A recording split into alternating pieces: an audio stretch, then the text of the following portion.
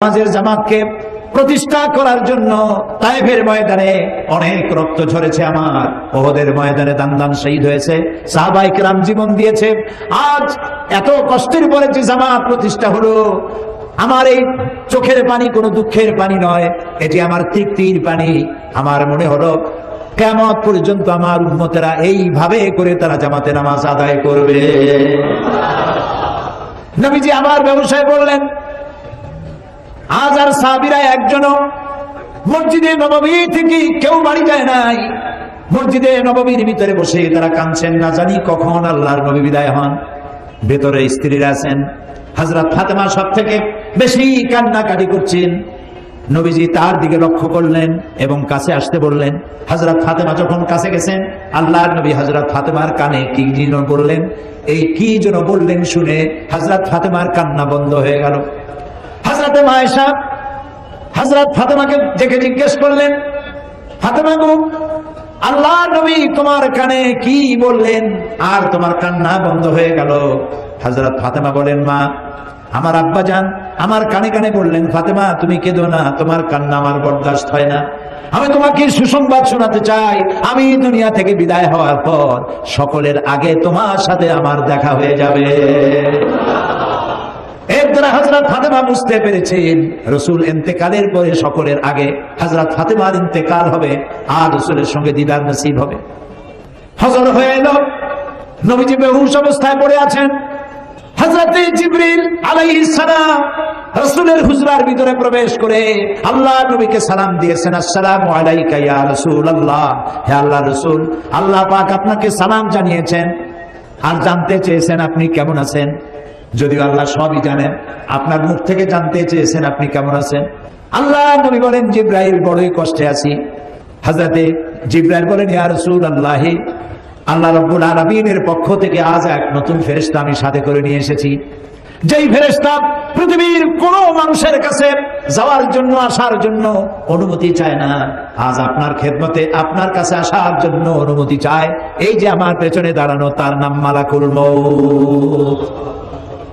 হযরতে মালাকুল মউত রাসূলকে সালাম পেশ করে বলছেন, ইয়া রাসূলুল্লাহ, আল্লাহ রাব্বুল আলামিন তিনি আমাকে পাঠিয়েছেন আপনার জান কবজের জন্য।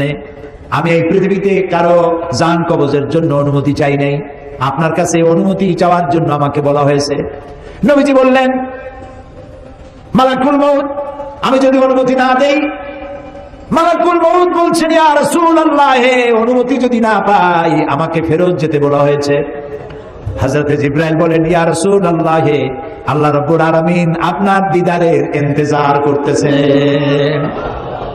আল্লাহ নবী হযরত মালাকুল মউতকে অনুমতি দিলেন, জান কবজ শুরু হয়ে গেল। নবীজি বললেন, জীবনের শেষ কথা মুখ থেকে বের হলো, আসসালাত আসসালাত ওয়া মা মালাকাত আইমানুকুম। আমার উম্মতেরা, জীবনের শেষ কথা তোমাদের জন্য রেখে গেলাম, নামাজ নামাজ, নামাজ ছেড়ে দিও না। আল্লাহর নবী দুনিয়া থেকে চিরজনমের মতো বিদায়ের সময় মেয়ের কথা বললেন না, নাতির কথা বললেন না, জামাইয়ের কথা বললেন না, স্ত্রীর কথা বললেন না, কারো কথা বললেন না। দুটি কথা বলেছেন, আমার উম্মতেরা, নামাজ নামাজ, সালাত সালাত। আর তোমাদের অধীনস্থ যারা কাজ করে খায়, কষ্ট করে, তাদের প্রতি তোমরা নির্যাতন করবে না, জুলুম করবে না, তাদের প্রতি ইনসাফ করবে, আর তোমরা নামাজ সঠিকভাবে আদায় করবে। যেই নবী ইন্তেকালের সময় জীবনের শেষ কথা নামাজ নামাজ বলে দুনিয়া থেকে বিদায় হয়ে গেলেন, সেই নবীর উম্মত দাবি করে আমরা নামাজ আদায় করি না। বিশ্বকবি আল্লামা ইকবাল বলেছেন, मस्जिद में मरसिया खाए कि नमाजी न रही, यानी वो साहिबे औसाफे हिजाजी न रही। মসজিদ আজ চিল্লাচ্ছে, মসজিদ আজ কাঁদছে, কই সেই মুসল্লি? বেলালের মতো, আম্মারের মতো, খাব্বাবের মতো, খুবাইবের মতো, আলীর মতো, ওমরের মতো মুসল্লিরা আজ কই? সেই মুসল্লি তো নাই। মসজিদ আছে, সে মুসল্লি নাই। প্রিয় ভাই সব, আর যারা আমার সামনে বসে আছেন, আমি কি দাবি করতে পারি আজকের এই বিশাল জনসমুদ্র সিলেট শহরে মাঠ ঘাট রাস্তা সব বন্ধ হয়ে গেছে, কোরআন প্রেমিক কোরআন পাগলে পড়ে গিয়েছে সিলেট। আমি কি দাবি করতে পারি যে আপনারা যারা নামাজ পড়েন না অথবা যারা পড়েন অনিয়মিত, যে রাসূল কিয়ামতে পরিচয় না দিলে সুপারিশ না করলে জান্নাতে যাইতে পারবো না, সেই রাসূলের দাবি তিনি নামাজ পড়ার জন্য বলেছেন, আল্লাহ 82 বার বলেছেন, এই নামাজ জীবনেও ছাড়বো না, এই ওয়াদা কি আজকের মাঠে আমরা কি করতে পারি? তাহলে দুহা উঁচু করুন, বলেন ইয়া আল্লাহ, তোমার পবিত্র নামে কোরআনের মাহফিলে শপথ করি, কসম করি, যতদিন পর্যন্ত মালাকুল মউত আমার মাথার কাছে না আসতেছে ততদিন পর্যন্ত ফরজ নামাজ, ফরজ রোজা আর ছেড়ে দেব না, আর ছেড়ে দেব না, আর ছেড়ে দেব না। এবার চিল্লায় বলেন ইয়া আল্লাহ, আমার আজকের এই শপথ, আমার আজকের এই ওয়াদা, আমার আজকের এই কসম আমার মৃত্যু পর্যন্ত আমাকে পালন করার তৌফিক দাও। আমিন, আমিন, আমিন ইয়া রাব্বাল আলামিন। আল্লাহ তাআলা কবুল করুন, আমরা বলি আমিন।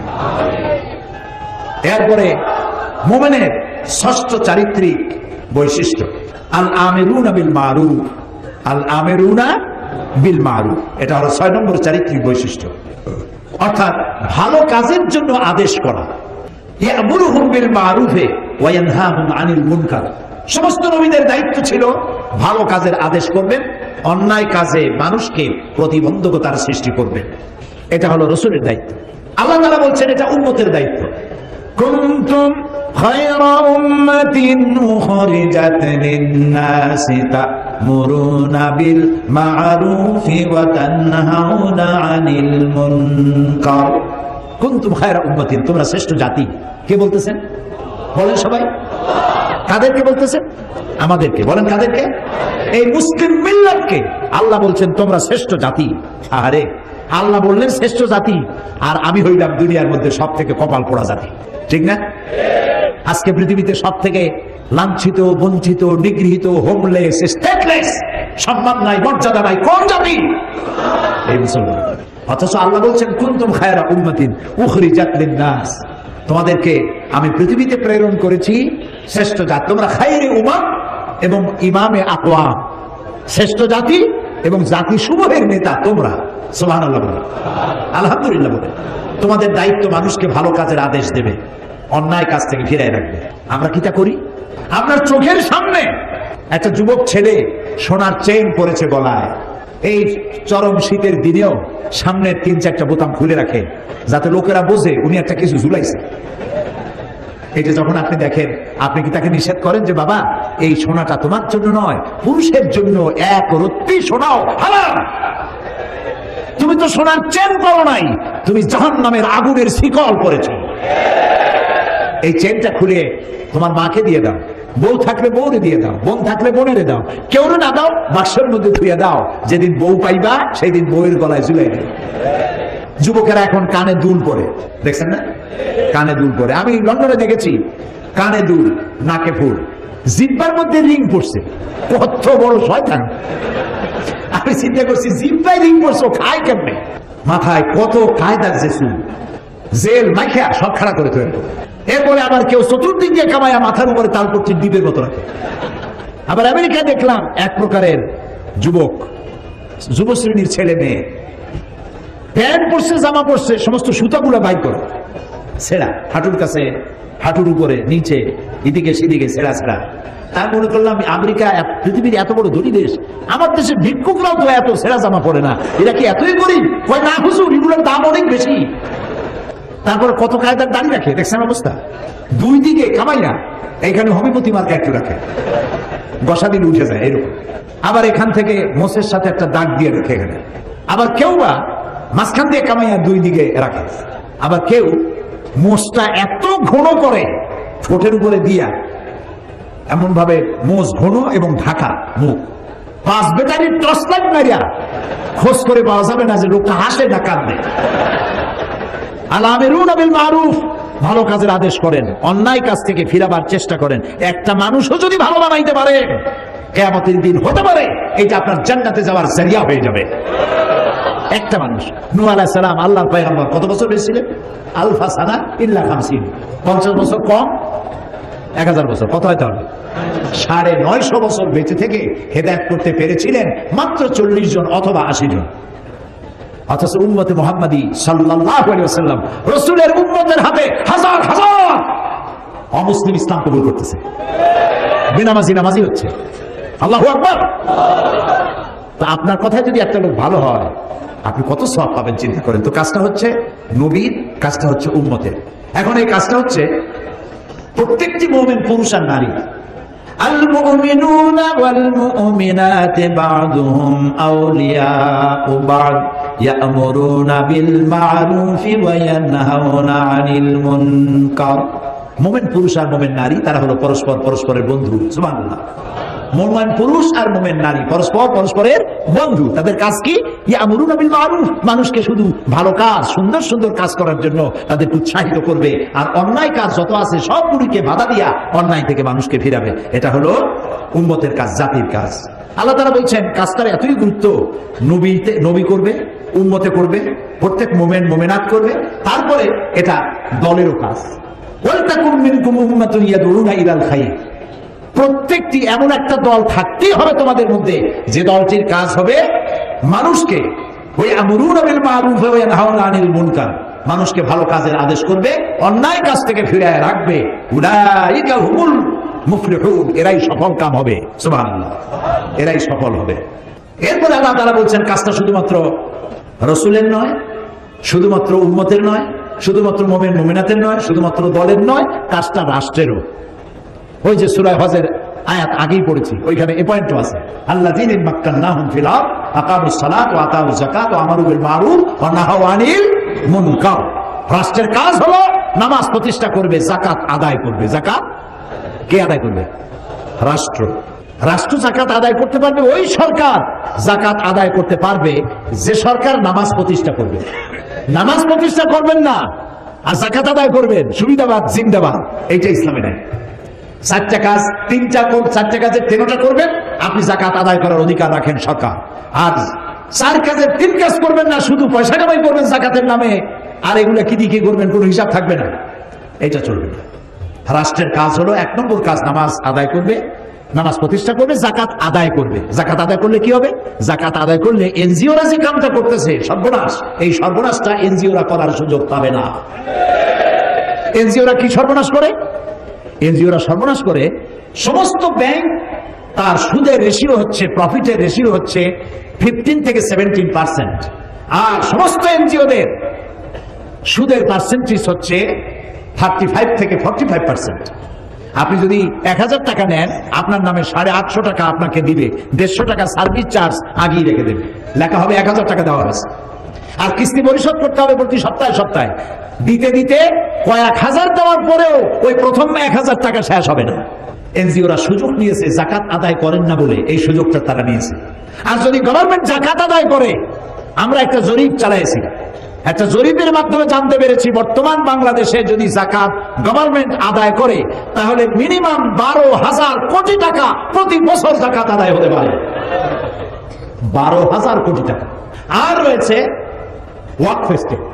ওয়াকফ এস্টেটের নামে লক্ষ লক্ষ একর জমিন, ভ্যালুয়েবল জমিন ভোগ করতেছে মুতাওয়াল্লিরা বিভিন্ন জায়গায়, বাবার নামে, দাদার নামে, নিজের নামে ভোগ করতেছে, অথচ সেটা ওয়াকফ করে একটা রাষ্ট্রে। রাষ্ট্র যদি সমস্ত ওয়াকফকৃত ওয়াকফ স্টেটকে নিজের হাতে নিতে পারে আর 12,000 কোটি টাকা যাকাত যদি কালেকশন করতে পারে, বাংলাদেশের দারিদ্র বিমোচনের জন্য, রিলিফ এন্ড রিহ্যাবিলিটেশনের জন্য পৃথিবীর কার কাছ থেকে 1টি টাকাও আনার দরকার না, এটি যথেষ্ট হতে পারে। কিন্তু দুর্ভাগ্য আমাদের, আমরা সে ধরনের যারা এই কাজটি করবে তাদেরকে আমরা সুবিধা সুযোগ দিয়ে এই কাজটি করার জন্য সহযোগিতা করতে ব্যর্থ হয়েছি। এরপরে কোরআন বলছে এই কাজটি প্রত্যেক ব্যক্তি। হযরত লোকমান তার ছেলেকে বলছেন, ইয়া বুনাইয়া আকিমিস সালাতা ওয়া আমুর বিল মারুফ ওয়ানহা আনিল মুনকার ওয়াসবির আলা মা আসাবাক ইন্না যালিকা মিন আজমিল উমুর। হে প্রিয় বৎস, নামাজকে প্রতিষ্ঠা করো, আকিমিস সালাত ওয়া আমুর বিল মারুফ, ভালো কাজের আদেশ করো, আর সমস্ত অন্যায় কাজ থেকে মানুষকে ফিরাও। ওয়াসবির আলা মা আসাবাক, আর এই কাজ করতে গেলে বিপদ আসবে, সেই বিপদে ধৈর্য ধারণ করুন। আপনি যখন মানুষকে ভালো কাজের আদেশ করবেন, অন্যায় কাজ থেকে ফিরতে বলবেন, সে তখন আপনার বিরুদ্ধে ক্ষেপে আসবে। আমরা মানুষকে আল্লাহর জান্নাতের দিকে ডাকি, ঠিক না? এই যে 3 দিন ডাকলাম, 3 দিন কথা বললাম, আমার বাপের কথা বলছি, ফরিদউদ্দিন চৌধুরী সাহেব তার দাদার কথা বলছে, কোন মৌলানা সাহেব তার গোষ্ঠীর কথা কইছে, কার কথা বলেছি? আমরা ডাকি আল্লাহর দিকে, আর যারা আমাদেরকে বরদাস্ত করতে পারে না তারা বলে এগুলো স্বাধীনতা বিরোধী। আমরা আল্লাহর দিকে মানুষকে ডাকি কোরআনের পন্থায়। ওরা কয় যে কোরআনের অপব্যাখ্যা করে। ওরে জিজ্ঞেস করা দরকার, বাবা তুমি কি ব্যাখ্যা জানো? ব্যাখ্যা জানলে না তুমি অপব্যাখ্যা বলতে পারো, তুমি তো ব্যাখ্যাই জানো না, তুমি তো কোরআন পড়তেও